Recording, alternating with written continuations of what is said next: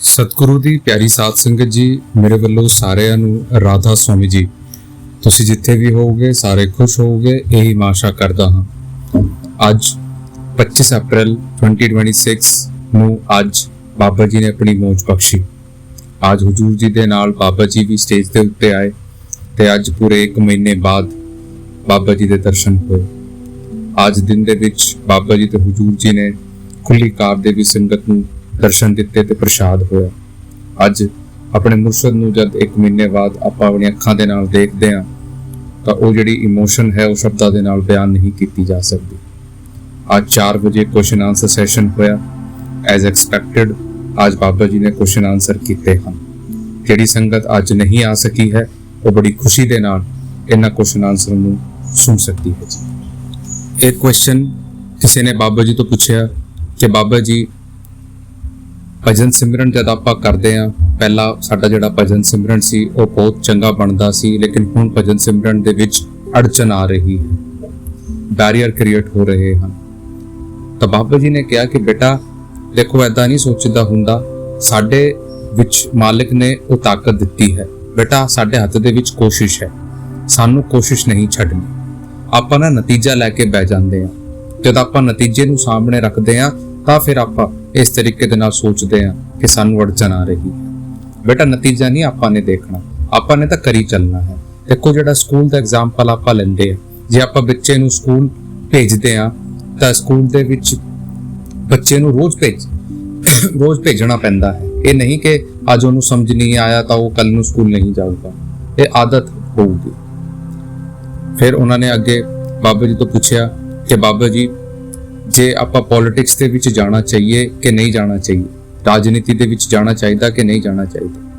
ਬਾਬਾ ਜੀ ਨੇ ਕਿਹਾ ਕਿ ਦੇਖੋ ਬੇਟਾ, ਕੋਈ ਵੀ ਚੀਜ਼ ਹੈ, ਕੋਈ ਵੀ ਕੰਮ ਇਸ ਦੁਨੀਆ ਦੇ ਵਿੱਚ ਮਾੜਾ ਨਹੀਂ ਹੈ।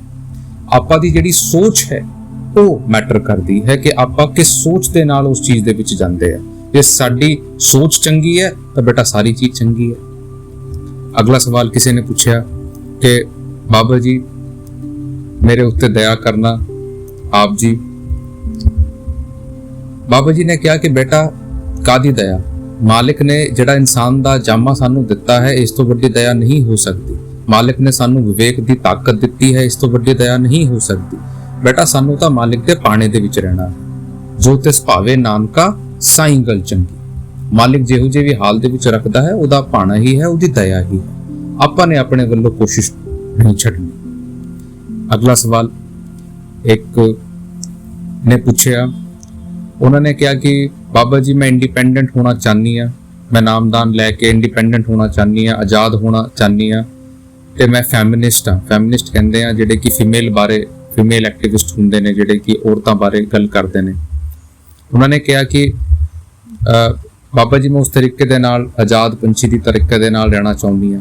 ਬਾਬਾ ਜੀ ਨੇ ਕਿਹਾ ਕਿ ਦੇਖੋ ਬੇਟਾ, ਆਪਾਂ ਭਾਵੇਂ ਫੈਮਿਨਿਸਟ ਹੋਈਏ ਜਾਂ ਕੁਝ ਹੋਈਏ, ਜਿਹੜੇ ਸੁਸਾਈਟਲ ਨਿਯਮ ਹਨ, ਜਿਹੜੇ ਕਿ ਸਮਾਜ ਦੇ ਨਿਯਮ ਹਨ ਬੇਟਾ, ਉਹ ਤਾਂ ਫੋਲੋ ਕਰਨੇ ਹੀ ਪੈਣੇ ਹਨ। ਇਹ ਨਾ ਹੋਵੇ ਕਿ ਆਪਾਂ ਆਪਣੀ ਆਜ਼ਾਦੀ ਨੂੰ ਲੈ ਕੇ ਉਹਨਾਂ ਚੀਜ਼ਾਂ ਨੂੰ ਕੰਪਰੋਮਾਈਜ਼ ਕਰੀਏ। ਆਪਾਂ ਨੂੰ ਜਿਹੜੇ ਚੀਜ਼ਾਂ ਹਨ ਉਹ ਸਾਡੇ ਵਾਸਤੇ ਬਣਾਈ ਗਈ ਹਨ, ਉਹ ਕੁਝ ਸੋਚ ਸਮਝ ਕੇ ਹੀ ਬਣਾਈ ਗਈ ਹਨ। ਫਿਰ ਉਹਨਾਂ ਨੇ ਅੱਗੇ ਪੁੱਛਿਆ ਕਿ ਬਾਬਾ ਜੀ ਜਦ ਆਪਾਂ ਕਿਸੇ ਦੇ ਨਾਲ ਵਿਆਹ ਕਰਨ ਦੀ ਸੋਚਦੇ ਹਾਂ ਤਾਂ ਆਪਾਂ ਨੂੰ ਕੀ ਦੇਖਣਾ ਚਾਹੀਦਾ ਹੈ, ਉਹ ਹਸਬੈਂਡ ਦੇ ਵਿੱਚ, ਪਾਰਟਨਰ ਦੇ ਵਿੱਚ ਕੀ ਕੈਰੈਕਟਰਿਸਟਿਕਸ ਹੋਣੀ ਚਾਹੀਦੀਆਂ ਹਨ। ਬਾਬਾ ਜੀ ਨੇ ਕਿਹਾ ਕਿ ਬੇਟਾ ਇਹ ਡਿਪੈਂਡ ਕਰਦਾ ਹੈ ਪਰਸਪੈਕਟਿਵ ਤੋਂ। ਜੇ ਤੁਸੀਂ ਔਰਤ ਦੇ ਨਜ਼ਰੀਏ ਦੇ ਨਾਲ ਦੇਖੋਗੇ, ਤੁਸੀਂ ਅਲੱਗ ਸੋਚੋਗੇ। ਅੱਜ ਕੱਲ੍ਹ ਦੀ ਜਿਹੜੀਆਂ ਕੁੜੀਆਂ ਹਨ ਉਹ ਸੋਚਦੀਆਂ ਹਨ ਕਿ ਸਾਨੂੰ ਕੋਈ ਚਾਕਰੀ ਕਰਨ ਵਾਲਾ ਮਿਲੇ, ਸਾਡੀ ਸੁਣਨ ਵਾਲਾ ਮਿਲੇ। ਜੇ ਆਦਮੀ ਦੇ ਨਜ਼ਰੀਏ ਤੋਂ ਦੇਖਦੇ ਆ ਉਹ ਅਲੱਗ ਤਰੀਕੇ ਦੇ ਨਾਲ ਸੋਚਦਾ ਹੈ। ਤਾਂ ਇਹ ਡਿਪੈਂਡ ਕਰਦਾ ਹੈ ਬੇਟਾ ਸਾਡੀ ਸੋਚ ਕੀ ਹੈ। ਅਗਲਾ ਸਵਾਲ ਫਿਰ ਉਹਨਾਂ ਨੇ ਰਾਧਾ ਸਵਾਮੀ ਬੁਲਾਈ ਤੇ ਫਿਰ ਬਾਬਾ ਜੀ ਨੇ ਕਿਹਾ ਕਿ ਫਿਰ ਇਹਨਾਂ ਦਾ ਪਤੀ ਤਾਂ ਗਿਆ। ਫਿਰ ਸਾਰੀ ਸੰਗਤ ਉੱਤੇ ਬਹੁਤ ਜ਼ੋਰ ਦੇ ਨਾਲ ਹੱਸਣ ਲੱਗ ਪਈ। ਅਗਲਾ ਸਵਾਲ ਕਿਸੇ ਨੇ ਪੁੱਛਿਆ ਕਿ ਹਜ਼ੂਰ ਜੀ ਪੈਰੈਂਟਸ ਜਿਹੜੇ ਸੀਗੇ ਉਹ ਬਚਪਨ ਦੇ ਵਿੱਚ ਹੀ ਚਲੇ ਗਏ ਸੀ, ਮੇਰੇ ਫੈਮਿਲੀ ਵਾਲਿਆਂ ਨੇ ਮੈਨੂੰ ਪਾਲਿਆ ਹੈ ਤੇ ਹੁਣ ਮੈਂ ਸੋਚਦੀ ਹਾਂ PR ਲੈ ਕੇ ਸ਼ਿਫਟ ਹੋ ਜਾ। ਤੇ ਬਾਬਾ ਜੀ ਮੈਨੂੰ ਨਾ ਕਿਹਾ ਜਾਂਦਾ ਹੈ ਰਿਸ਼ਤੇ ਵੱਲ ਦਿੱਕਤ ਆਉਂਦੀ ਹੈ ਕਿਉਂਕਿ ਮੇਰੀ ਹਾਈਟ ਜਿਹੜੀ ਹੈ ਉਹ ਛੋਟੀ ਹੈ। ਤਾਂ ਬਾਬਾ ਜੀ ਕੀ ਕਰੀਏ? ਬਾਬਾ ਜੀ ਨੇ ਕਿਹਾ ਕਿ ਬੇਟਾ ਹਾਈਟ ਛੋਟੀ ਕਿੱਥੇ ਹੈ ਬੇਟਾ। ਦੇਖੋ ਲੋਕੀ ਜੋ ਮਰਜ਼ੀ ਬੋਲਣ ਜਾਣ, ਆਪਾਂ ਲੋਕਾਂ ਨੂੰ ਚੁੱਪ ਨਹੀਂ ਕਰ ਸਕਦੇ। ਲੋਕਾਂ ਨੇ ਤਾਂ ਬੇਟਾ ਸੰਤਾਂ ਨੂੰ ਨਹੀਂ ਬਖਸ਼ਿਆ, ਆਪਾਂ ਤਾਂ ਕੀ ਉਹਨਾਂ ਨੂੰ ਸੋਚਣਗੇ, ਉਹ ਤਾਂ ਸੰਤਾਂ ਮਹਾਤਮਾ ਨੂੰ ਨਹੀਂ ਬਖਸ਼ਦੇ। ਸਾਨੂੰ ਤਾਂ ਬੇਟਾ ਆਪਣੇ ਵੱਲੋਂ ਮਾਲਿਕ ਦੇ ਹੁਕਮ ਦੇ ਵਿੱਚ ਰਹਿਣਾ ਹੈ। ਫਿਰ ਉਹਨਾਂ ਨੇ ਅੱਗੇ ਪੁੱਛਿਆ ਕਿ ਬਾਬਾ ਜੀ ਜਿਹੜਾ ਕਜ਼ਨ ਹੈ ਉਹ ਨਸ਼ਾ ਕਰਦਾ ਹੈ, ਡਰਗ ਲੈਂਦਾ ਹੈ, ਤਾਂ ਆਪਾਂ ਕੀ ਕਰੀਏ। ਬਾਬਾ ਜੀ ਨੇ ਕਿਹਾ ਕਿ ਬੇਟਾ ਦੇਖੋ ਸਮਝਾਓ ਤੇ ਸਮਝਾਉਣ ਦੇ ਨਾਲ ਨਾਲ ਬੇਟਾ ਉਹਦਾ ਇਲਾਜ ਵੀ ਕਰਾਓ, ਟ੍ਰੀਟਮੈਂਟ ਵੀ ਕਰਾਓ। ਇਕੱਲੇ ਸਮਝਾਉਣ ਦੇ ਨਾਲ ਨਹੀਂ ਹੁੰਦਾ ਬੇਟਾ। ਇਹ ਆਦਤ ਜਿਹੜੀ ਹੈ ਜੇ ਇੱਕ ਵਾਰੀ ਲੱਗ ਜਾਂਦੀ ਹੈ ਬੜੀ ਔਖੀ ਹੁੰਦੀ ਹੈ ਛੁਟਾਣੀ, ਲੇਕਿਨ ਬੇਟਾ ਇੰਪੋਸੀਬਲ ਵੀ ਨਹੀਂ ਹੈ। ਜੇ ਆਪਾਂ ਸਹੀ ਟ੍ਰੀਟਮੈਂਟ ਕਰਾਵਾਂਗੇ, ਸਮਝਾਵਾਂਗੇ, ਜ਼ਰੂਰ ਮਾਲਿਕ ਬਖਸ਼ਿਸ਼ ਕਰੂਗਾ। ਅੱਗੇ ਫਿਰ ਕਿਸੇ ਨੇ ਸਵਾਲ ਪੁੱਛਿਆ ਕਿ ਬਾਬਾ ਜੀ ਜਿਹੜਾ ਸਾਡਾ ਮਨ ਹੈ ਉਹ ਬਹੁਤ ਡੋਲ ਜਾਂਦਾ ਹੈ ਤੇ ਆਪਾਂ ਕੀ ਕਰੀਏ। ਬਾਬਾ ਜੀ ਨੇ ਕਿਹਾ ਕਿ ਬੇਟਾ ਦੇਖੋ ਆਪਾਂ ਨੂੰ ਜ਼ਿੰਦਗੀ ਦਿੱਤੀ ਗਈ ਹੈ ਸਿੱਖਣ ਵਾਸਤੇ। ਆਪਾਂ ਜੇ ਸਿੱਖਾਂਗੇ, ਜ਼ਿੰਦਗੀ ਤੋਂ ਅੱਗੇ ਵਧਾਂਗੇ, ਸਹੀ ਤਰੀਕੇ ਦੇ ਨਾਲ ਇਸ ਨੂੰ ਜੀਵਾਂਗੇ, ਬੇਟਾ ਮਾਲਿਕ ਨੇ ਬਹੁਤ ਦਇਆ ਕੀਤੀ ਹੈ। ਹੁਣ ਜਿੰਨਾ ਚਿਰ ਮਨ ਦੀ ਗੱਲ ਹੈ ਬੇਟਾ, ਮਨ ਵੀ ਸਾਡਾ ਹੀ ਹੈ, ਮਨ ਕਿਸੇ ਹੋਰ ਦਾ ਤਾਂ ਨਹੀਂ ਹੈ। ਆਪਾਂ ਜਿਹੋ ਜਿਹਾ ਵੀ ਚੀਜ਼ ਸੋਚਦੇ ਆ, ਜਿਹੋ ਜਿਹੀ ਵੀ ਚੀਜ਼ ਇਸ ਨੂੰ ਪਾਉਂਦੇ ਆ, ਉਹ ਗ੍ਰਹਿਣ ਕਰਕੇ ਚੱਲਦਾ ਰਹਿੰਦਾ ਹੈ। ਇਹ ਸਾਡੇ ਹੱਥ ਦੇ ਵਿੱਚ ਹੈ। ਆਪਾਂ ਇਹਨੂੰ ਚੰਗੀ ਆਦਤਾਂ ਦੇ ਉੱਤੇ ਪਾਵਾਂਗੇ, ਚੰਗਾ ਬਣੂਗਾ, ਮਾੜੀ ਆਦਤਾਂ ਦੇ ਉੱਤੇ ਪਾਵਾਂਗੇ ਬੇਟਾ, ਮਾੜਾ ਬਣੂਗਾ। ਇਹ ਸਾਡੇ ਹੱਥ ਦੇ ਵਿੱਚ ਹੈ ਕਿ ਆਪਾਂ ਨੇ ਇਹਨੂੰ ਕਿਸ ਥਾਂ ਦੇ ਉੱਤੇ ਲੈ ਕੇ ਜਾਣਾ ਹੈ। ਅਗਲਾ ਸਵਾਲ ਕਿਸੇ ਨੇ ਪੁੱਛਿਆ ਗਵਰਨਮੈਂਟ ਜੌਬ ਬਾਰੇ। ਉਹਨਾਂ ਨੇ ਕਿਹਾ ਕਿ ਬਾਬਾ ਜੀ ਆਪਾਂ ਇਤਨੀ ਤਿਆਰੀ ਕਰਦੇ ਆ ਗਵਰਨਮੈਂਟ ਜੌਬ ਲੈਣ ਵਾਸਤੇ, ਕਦੇ 1 ਨੰਬਰ ਤੋਂ ਰਹਿ ਜਾਂਦੇ ਆ, ਕਦੇ ਥੋੜੇ ਨੰਬਰ ਤੋਂ ਰਹਿ ਜਾਂਦੇ ਆ, ਤੇ ਬਹੁਤ ਡਿਸਅਪਾਇੰਟਮੈਂਟ ਹੁੰਦੀ ਹੈ, ਬਹੁਤ ਲੱਗਦਾ ਹੈ ਕਿ ਆਪਾਂ ਕਿੱਥੇ ਕਮੀ ਕਰ ਰਹੇ ਹਾਂ।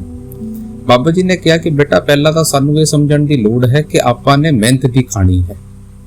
ਭਾਵੇਂ ਗਵਰਨਮੈਂਟ ਜੌਬ ਦੇ ਵਿੱਚ ਖਾਈਏ, ਭਾਵੇਂ ਪ੍ਰਾਈਵੇਟ ਜੌਬ ਦੇ ਵਿੱਚ ਖਾਈਏ, ਕਰਨੀ ਤਾਂ ਬੇਟਾ ਮਿਹਨਤ ਹੀ ਹੈ। ਠੀਕ ਹੈ, ਆਪਾਂ ਕਿਸੇ ਚੀਜ਼ ਨੂੰ ਕਰਦੇ ਆ ਬੇਟਾ, ਮਿਹਨਤ ਸਾਡੇ ਹੱਥ ਦੇ ਵਿੱਚ ਹੈ। ਆਪਾਂ ਆਊਟਪੁੱਟ ਲੈ ਕੇ ਬਹਿ ਜਾਂਦੇ ਆ ਕਿ ਇਸ ਤਰੀਕੇ ਦੇ ਨਾਲ ਇਹ ਹੋ ਜਾਊਗਾ। ਜੋ ਵੀ ਚੀਜ਼ ਸਾਡੀ ਕਿਸਮਤ ਦੇ ਵਿੱਚ ਲਿਖਿਆ ਹੋਇਆ ਹੈ ਉਹ ਸਾਡੇ ਤੋਂ ਕੋਈ ਲੈ ਨਹੀਂ ਸਕਦਾ। ਤਾਂ ਆਪਾਂ ਨੂੰ ਤਾਂ ਵਿਸ਼ਵਾਸ ਰੱਖਣ ਦੀ ਲੋੜ ਹੈ। ਫਿਰ ਉਹਨਾਂ ਨੇ ਅੱਗੇ ਪੁੱਛਿਆ ਕਿ ਮੇਰੀ ਸਾਰੀ ਜਿਹੜੀ ਫੈਮਿਲੀ ਹੈ ਉਹਨੂੰ ਸਾਰਿਆਂ ਨੂੰ ਨਾਮਦਾਨ ਮਿਲਿਆ ਹੋਇਆ ਹੈ, ਲੇਕਿਨ ਬਾਬਾ ਜੀ ਫੈਮਿਲੀ ਦੇ ਵਿੱਚ ਨਾ ਸਾਰੇ ਬਿਮਾਰ ਰਹਿੰਦੇ ਹਨ। ਬਾਬਾ ਜੀ ਨੇ ਕਿਹਾ ਕਿ ਬੇਟਾ ਇਹ ਸਾਡੀ ਸੋਚ ਹੈ।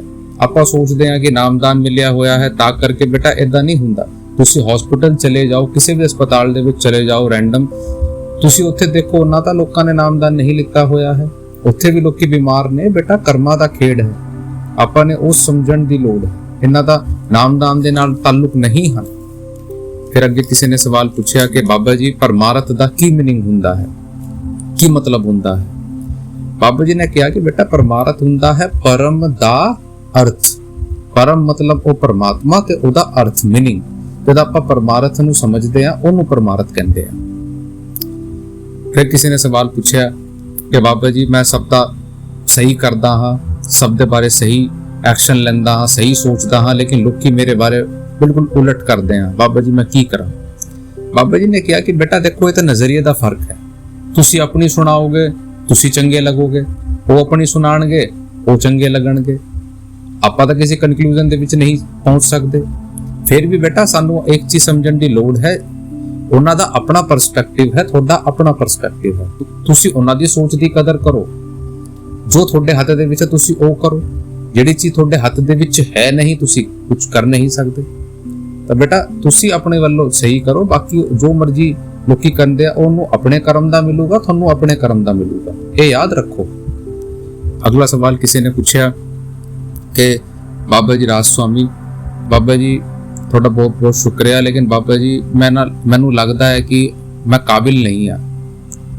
ਬਾਬਾ ਜੀ ਨੇ ਕਿਹਾ ਕਿ ਬੇਟਾ ਆਪਾਂ ਨਾ ਛੋਟੀ ਉਮਰ ਦੇ ਵਿੱਚ ਹੀ ਬਹੁਤ ਕੁਝ ਸੋਚਣਾ ਸ਼ੁਰੂ ਕਰ ਦਿੰਦੇ।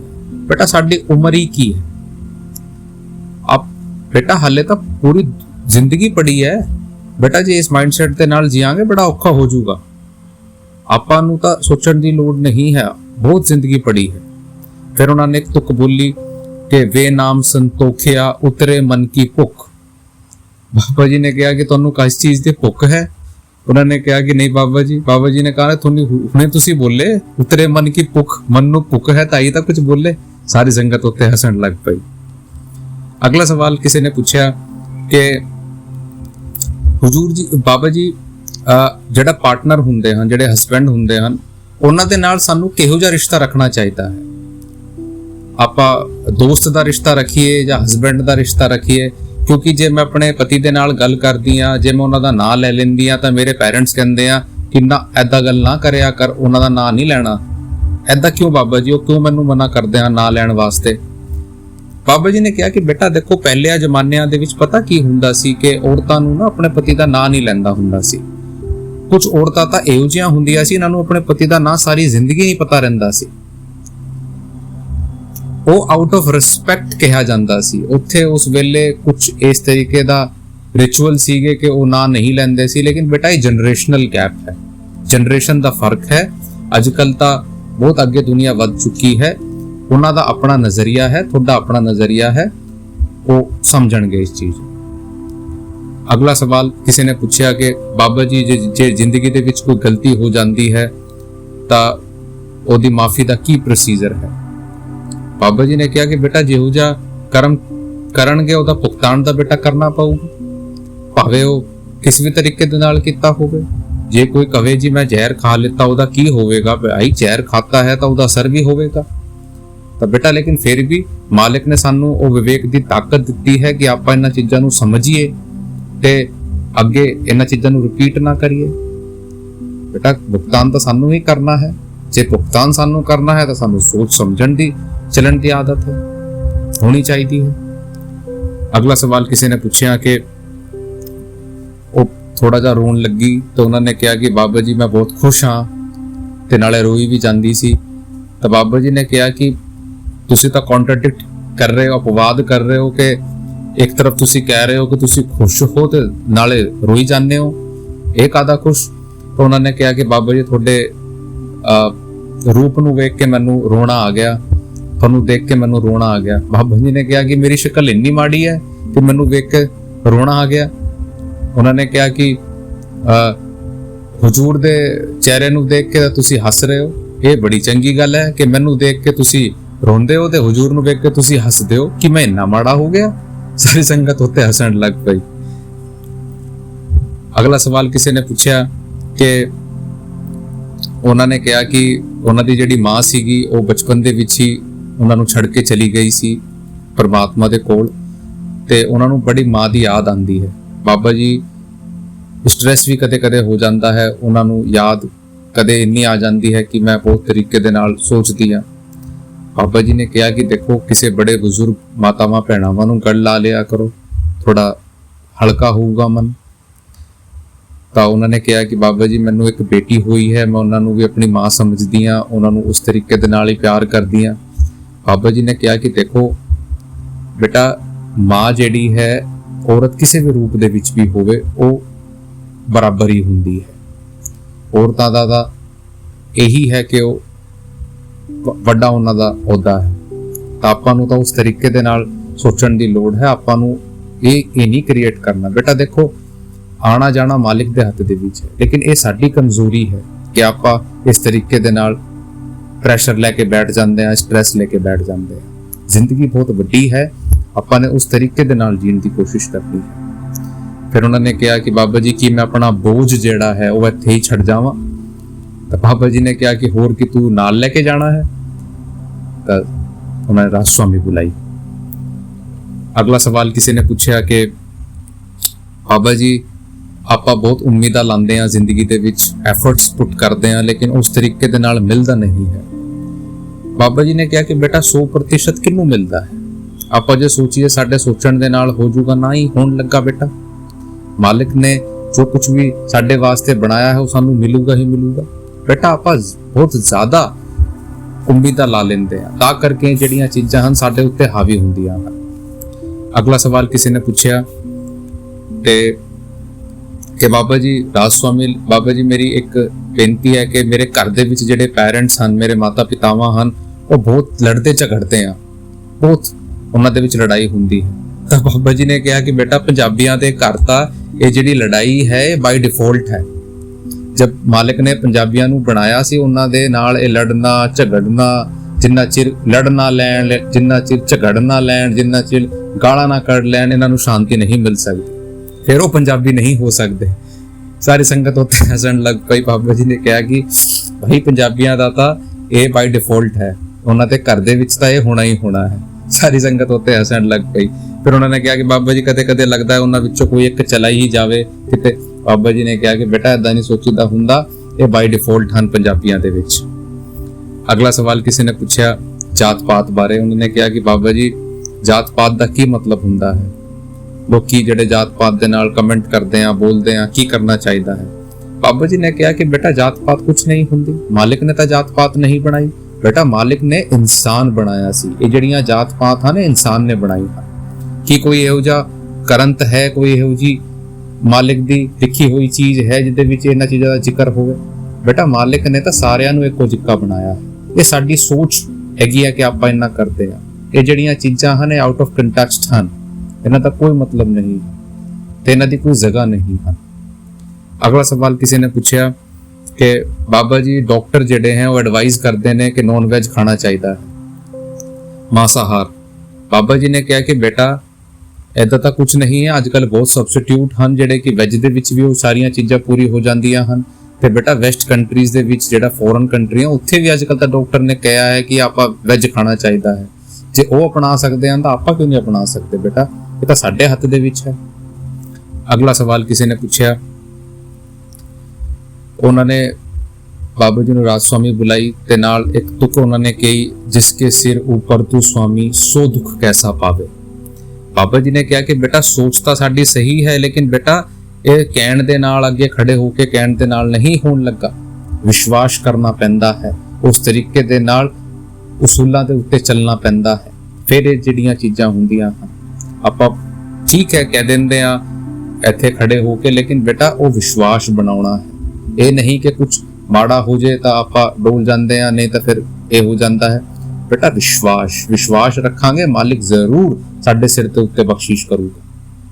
अगला सवाल किसी ने पूछा कि बाबा जी बड़े बुजुर्ग जिहड़े हुंदे ने घर दे विच बड़ा गुस्सा करते हैं और मैनू बड़ा कहंदे आ। बाबा जी ने कहा कि बेटा बड़े बुजुर्गां दी जिहड़ी डांट है वो तां बेटा आशीर्वाद है, ब्लैसिंग है, सानू तां संभाल के रखनी चाहिदी है, भागा वालियां नू मिलदियां हन। फिर उन्होंने कहा कि बाबा जी तुसीं खन्ने जरूर आना।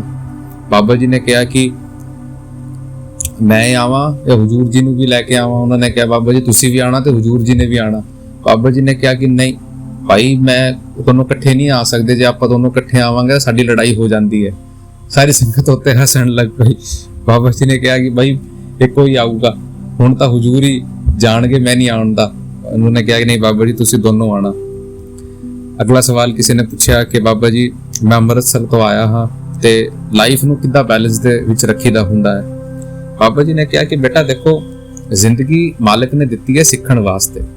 ਸਾਈਕਲ ਦੇ ਦੋ ਪਹੀਏ ਹੁੰਦੇ ਹਨ ਬੇਟਾ, ਦੋਨਾਂ ਨੂੰ ਸੰਭਾਲ ਕੇ ਚਲਾਉਣਾ ਪੈਂਦਾ ਹੈ ਤਾਂ ਹੀ ਆਪਾਂ ਅੱਗੇ ਵਧ ਸਕਦੇ ਹਾਂ। ਬੇਟਾ ਆਪਾਂ ਨੂੰ ਤਾਂ ਆਪਣੇ ਆਪ ਨੂੰ ਜਿਹੜੀਆਂ ਚੀਜ਼ਾਂ ਹਨ ਉਹਨਾਂ ਦੇ ਵਿੱਚ ਸਾਂਭ ਕੇ ਰੱਖਣਾ ਤੇ ਆਪਣੇ ਆਪ ਨੂੰ ਜਿਹੜੇ ਉਹ ਮਾਲਕ ਨੇ ਉਸੂਲ ਦਿੱਤੇ ਹਨ ਉਹਨਾਂ ਨੂੰ ਨਿਭਾਉਣਾ ਹੈ ਤੇ ਮਾਲਕ ਦੇ ਹੱਥ ਨੂੰ ਕਰਕੇ ਰੱਖਣਾ ਹੈ। फिर उन्होंने कहा कि बाबा जी ते हुजूर जी दोनों तुसी मेरा हाथ फड़ के रखना। बाबा जी ने कहा कि जे आपां दोनों तेरा हाथ फड़ लेंगे फिर तेरा की बनूगा, हुण तू की करूगा? उन्होंने कहा कि नहीं बाबा जी तुसी मेरे दोनों मेरा हाथ फड़ के रखना। बाबा जी ने कहा कि तू किसी दा हाथ फड़ ले, तू किसी तू शादी कर ले। उन्होंने कहा कि बाबा जी नहीं हुणे तां मैं 10th क्लास दे विच ही हां। बाबा जी ने कहा कि कोई ना, मेरे कहण दे नाल कि तू कर लेगा। उन्होंने कहा नहीं बाबा जी कर ले। बाबा जी ने कहा कि वो तो तुसी करनी है भावें मैं कवां या ना कवां। सारी संगत उत्ते हसन लग पई। तो ये सीगे कुछ सवाल जवाब जिहड़े कि अज डेरा ब्यास दे विच होए, आपां इन्हां तो प्रेरणा ले सकते हाँ। कल दिन एतवार दे विच डेरा ब्यास दे विच सत्संग होवेगा। बाबा जी भी कर सकते हैं, हुजूर जी भी कर सकते हैं। दोनों की अपनी मर्जी है, दोनों की अपनी मौज है। सत्संग तो बाद जे मालिक ने चाहा तो तुहाडे नाल ਜਿਹੜੀ सत्संग की समरी है वो इसी चैनल के उत्ते शेयर की जाऊगी। जिन्होंने भी सुननी है बड़ी खुशी के नाल सुन सकते हैं। राधा स्वामी जी।